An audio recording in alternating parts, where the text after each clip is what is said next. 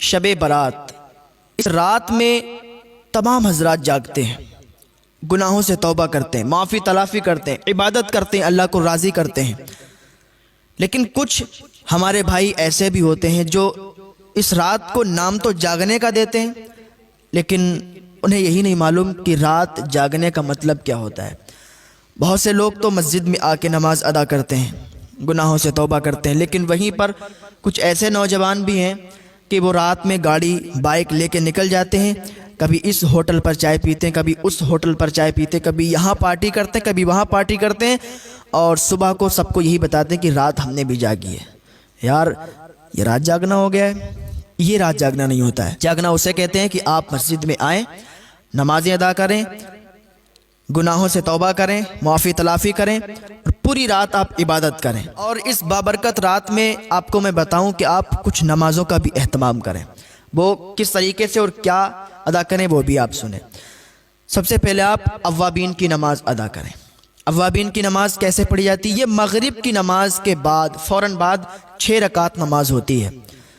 حضور صلی اللہ تعالیٰ علیہ وسلم نے ارشاد فرمایا کہ جو شخص نماز مغرب کے بعد 6 رکعت اوابین ادا کرتا ہے اور اس طرح ادا کرتا ہے کہ بیچ میں درمیان میں کوئی بری بات نہ کہے، تو اللہ رب العزت اسے 12 سال عبادت کرنے کا ثواب عطا فرماتا ہے۔ سبحان اللہ، کتنا زیادہ ثواب ہے ماشاءاللہ۔ تو یہ اوابین کی نماز 6 رکعت آپ ادا کریں۔ کیسے ادا کریں گے؟ آپ نیت 2 رکعت کر کے باندھیں۔ نیت کوئی الگ نہیں باندھی جاتی ہے، کوئی الگ طریقہ نہیں ہے، نیت دل کے ارادے کا نام ہے۔ بس آپ دل میں ارادہ کر لیں یا زبان سے کہہ دیں کہ میں اوابین کی نماز پڑھ رہا ہوں، میں نے اوابین کی نماز کی نیت کی ہے، بس آپ کی نیت ہو گئی۔ اس کے بعد پھر آپ صلاۃ التسبیح پڑھنے کا اہتمام کریں۔ صلاۃ التسبیح کا بہت زیادہ ثواب ہے، اللہ تعالیٰ بے حساب آپ کے گناہوں کو معاف فرما دیتا ہے۔ حضور صلی اللہ تعالیٰ علیہ وسلم نے اپنے چچا حضرت عباس رضی اللہ تعالیٰ عنہ کو اور تمام صحابہ کو صلاۃ التسبیح پڑھنے کی ترغیب دی ہے۔ تو آپ کو چاہیے کہ یہ نماز جو ہے ہفتے کے ہفتے پڑھیں، یا روز اگر پڑھ سکتے ہیں تو روز پڑھیں، اور اگر ہفتے کے ہفتے یا روز روز نہیں پڑھ سکتے ہیں تو مہینے کے مہینے پڑھیں۔ مہینے کے مہینے ادا نہیں کر سکتے ہیں تو سال کے سال ادا کریں، اور اگر سال کے سال بھی ادا نہیں کر سکتے ہیں، ویسے تو ادا کر سکتے ہیں، اتنی زیادہ بھی اس میں ٹائم نہیں لگتا ہے، ادا کرنے میں کوئی دقت نہیں ہے، 20-25 منٹ لگتے ہیں۔ اگر سال میں بھی ادا نہیں کر سکتے تو زندگی میں 1 مرتبہ یہ نماز ضرور ادا کریں، بہت زیادہ اس میں ثواب ہے۔ اس نماز کو کیسے پڑھیں گے؟ اس کو دیکھیں، ایسے پڑھتے ہیں۔ سب سے پہلے آپ نے 4 رکعت نماز تسبیح کی نیت باندھی، اسی طریقے سے کہہ دیں آپ میں نے صلاۃ و تسبیح کی نیت کی ہے، یا میں صلاۃ و تسبیح پڑھ رہا ہوں، تو یہ آپ کی نیت ہو گئی، ٹھیک، دل میں ارادہ کر لیں، نیت ہو گئی۔ ثنا پڑھیں، ثنا پڑھنے کے بعد 15 مرتبہ آپ یہ تسبیح پڑھیں، سبحان اللہ والحمد للہ ولا الہ الا اللہ واللہ اکبر، ٹھیک ہے۔ اس کے بعد آپ سورہ فاتحہ پڑھیں۔ سورہ فاتحہ پڑھنے کے بعد کوئی سورت اور ملائیں۔ اس کے بعد پھر 10 مرتبہ آپ سبحان اللہ والحمد للہ ولا الہ الا اللہ واللہ اکبر یہ پڑھیں۔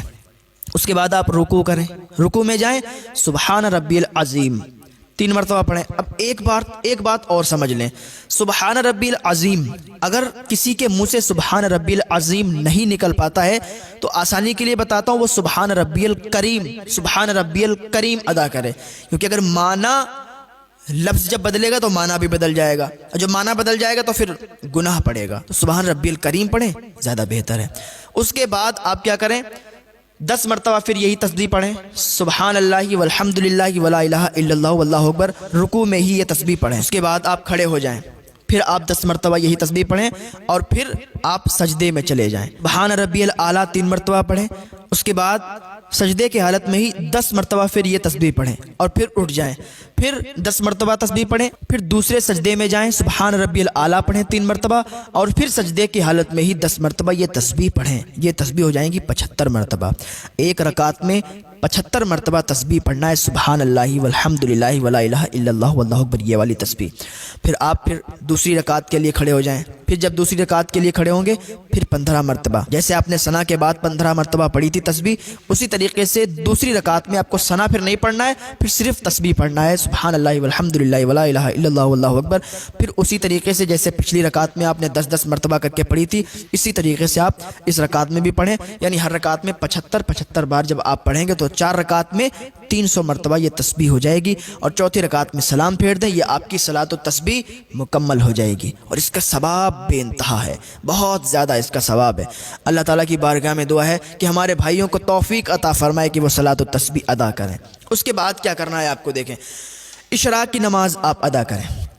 اشراق کی نماز کیسے ادا کریں گے؟ اشراق کی نماز کا ٹائم ہوتا ہے سورج طلوع ہونے کے 20 منٹ کے بعد اشراق کا ٹائم شروع ہو جاتا ہے، اور حضور صلی اللہ تعالیٰ علیہ وسلم نے ارشاد فرمایا کہ جو شخص اشراق کی نماز ادا کرتا ہے تو اسے اتنا ثواب ملتا ہے کہ اس کو ایک حج اور ایک عمرے کا ثواب ملتا ہے۔ اس حالت میں نماز ادا کرے کہ فجر کی نماز پڑھے، اور فجر کی نماز پڑھنے کے بعد پھر ذکر و اذکار کرنے لگے، کوئی وظائف پڑھنے لگے، اور سورج طلوع ہو جائے، سورج طلوع ہونے کے 20 منٹ بعد وہ اشراق کی نماز ادا کر لے، تو ایک حج اور ایک عمرے کا ثواب اس کو ملتا ہے۔ اس کا ٹائم کب تک رہتا ہے؟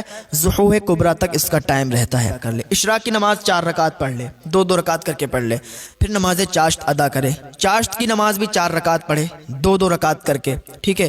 اس کا ثواب کیا ہے اور اس کا ٹائم کب سے کب تک ہے؟ چاشت کا ٹائم جو ہے اشراق کے فوراً بعد چاشت کا ہی ٹائم ہے، اور اس کا بھی ٹائم جو ہے نصف النہار شرعی تک رہتا ہے، اور چاشت کی نماز کی فضیلت بہت ہے۔ حضور صلی اللہ تعالیٰ علیہ وسلم نے ارشاد فرمایا کہ جو شخص چاشت کی نماز ادا کرتا ہے تو اللہ تعالیٰ اس کے گناہوں کو معاف فرما دیتا ہے، اگرچہ اس کے گناہ سمندر کے جھاگ کے برابر بھی ہوں۔ ایک ہے کتنی زیادہ اس میں برکت اور کتنی زیادہ فضیلت ہے۔ آپ کو چاہیے کہ اس رات میں ہلڑ بازی نہ کریں، اس رات میں ادھر ادھر ہوٹلوں پہ چائے پینے کے لیے نہ جائیں، وہ ٹائم اور بھی مل جائے گا آپ کو۔ اس رات میں آپ اللہ اور رسول کا ذکر کریں، عبادت کریں، نیک عمل کریں، بہت زیادہ بابرکت رات ہے، اور اس رات میں اگر نیک عمل کریں گے تو ثواب آپ پائیں گے، ثواب آپ کو ملے گا۔ اس رات میں ہی اگر آپ سے کوئی رنجش رکھتا ہے، آپ سے کوئی برائی رکھتا ہے، تو اس کو بھی آپ خود منا لیں یار۔ آپ سے کوئی نہیں بولتا ہے تو آپ خود ہی بول لیں، تو اللہ رب العزت کو یہ ادا بہت پسند آتی ہے کہ یار ہم سے کوئی نہیں بولتا ہے، کوئی بات نہیں ہے، وہ ہم سے نہیں بولے گا پر ہم اس سے بولیں گے، ہم اس سے رشتہ قائم کریں گے۔ یا آپ کی کسی سے لڑائی ہو گئی، آپ اس سے نہیں بولتے تو آپ کو چاہیے کہ اس رات میں اس سے صلح کر لیں، اس سے بولیں، ہاں اس سے دوستی کر لیں، ٹھیک۔ یہ ادا بہت پسند آتی ہے، اور جو بھی آپ کے اوپر کسی کا حق آتا ہے ادا کر دیں۔ اگر آپ کسی سے ناراض ہیں اس کو معاف کر دیں، انشاءاللہ اللہ رب العزت اس کے صدقے میں آپ کو بہت زیادہ